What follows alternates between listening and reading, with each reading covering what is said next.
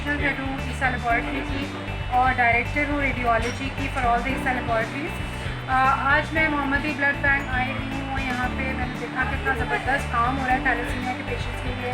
यहाँ पे बच्चे बैठे हुए हैं और उनको ब्लड डोनेट हो रहा है।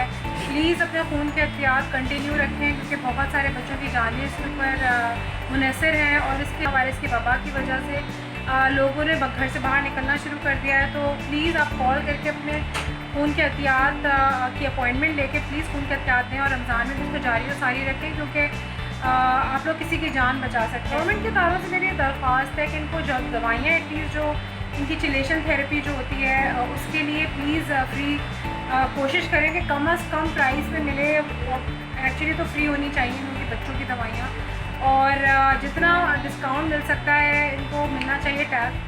मैसेज में कहूँगी कि खून के एहतियात अपने जारी और सारी रखें सबको और प्लीज़ ये है कि आके कलेक्शन करवाएं अपनी। खून की बोतल देने के लिए कोई इतनी बड़ी चीज़ नहीं होती है, 10-15 मिनट का काम है।